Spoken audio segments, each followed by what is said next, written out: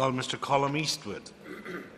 Thank you very much, Mr. Deputy Speaker, and can I thank the proposers of this motion for bringing it forward. I think it's important, albeit it seems somewhat pointlessly because there's a petition of concern down. It's important still that this Assembly debates this motion, that this Assembly recognises that we have a lot of people in our community who would love to see this motion passing today. In fact, recent polls would say a majority of people. And what all those figures show is that it's an increasing number of people year on year who support this policy. And I think that's the thing that's been lost in all of this. Society's opinions around these issues have changed. They've changed because of their own experiences, they've changed because of their families' experiences, and they've changed because of their communities' experiences. And I think, Mr. Deputy Speaker, they have changed for the better. I was very proud, when I was Mayor of the City of Derry, to lead, along with other public representatives, lead the first Foyle Pride March in our city. And you wouldn't believe the number of people who were out in our community supporting that festival. That's happened right across the north. It's happened right across this country, and I think that's a very positive step. It shows that this community is moving forward and is prepared to view members of the LGBT community as a full and equal part of our society. I do understand that people have a difficulty with this. I understand that people have a deeply held religious view in this, and I have no difficulty with that. That's what democracy is about. That's what a modern democracy is supposed to be able to accommodate. But what's important, if I can respect that point of view, people need to respect the fact that many people in our society from the LGBT community feel left out, feel left behind, feel as if this Assembly has a lot of work to do to make them feel as full members and full citizens of this country. And I think that's a lesson that we all need to learn.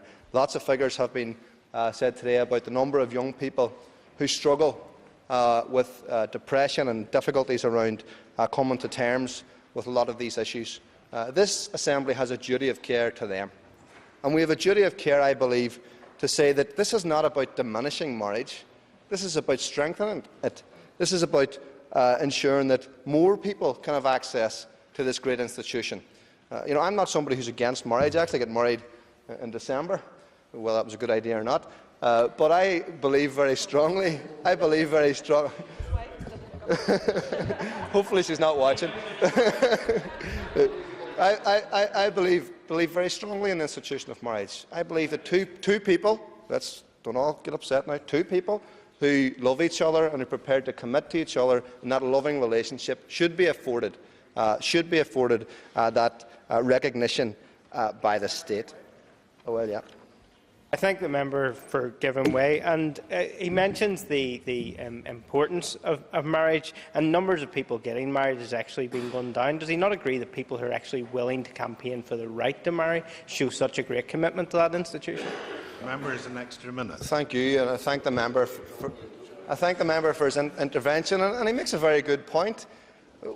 We're all saying here that we believe very strongly in the institution of marriage, and it is an institution that isn't people aren't exactly queuing up around the block to get involved in or to stay committed to. These are people who want to be married, who want to do all. Well, surely, go ahead.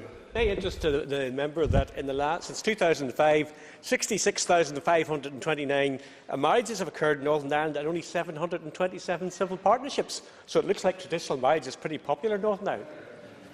Well, that's good to hear. Unfortunately, a lot of people don't have the option to get married, and that's what this is about today. And I would hope that the member opposite would join with us and get rid of your petition of concern and join with us and recognise that there's many unionist people out there who'd love to be married as well. This is not a nationalist unionist issue. Unfortunately, it's being portrayed as this. Marriage has been an institution that has evolved over time.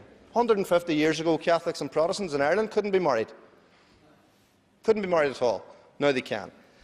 Marriage used to be a property transaction rather than an institution where two people loved each other and wanted to commit to each other. It used to be the case, Mr. Deputy Speaker, that if a man was accused of rape, that would be all right if the victim was his wife. That's how far we've come in society. Adultery used to be a criminal offence. Divorce in Ireland wasn't legal. It was only in 1981, because of the Dudgeon case, that homosexuality was actually decriminalised. So I'm not despairing here, Mr. Deputy Speaker. I am very, very confident that in time, whether it's in this House or whether it's in a court of law somewhere, that this part of either Britain or Ireland, or however you want to describe it, will catch up with the rest of these islands, and will catch up with the rest of the way the Western world is going. And I am very confident that those people out there who we have turned our back on, Mr. Deputy Speaker, who we haven't shown that they're proper and true and equal members of our society, will finally one day be entitled to access that great institution that is marriage. Thank you very much, Mr. Deputy Speaker.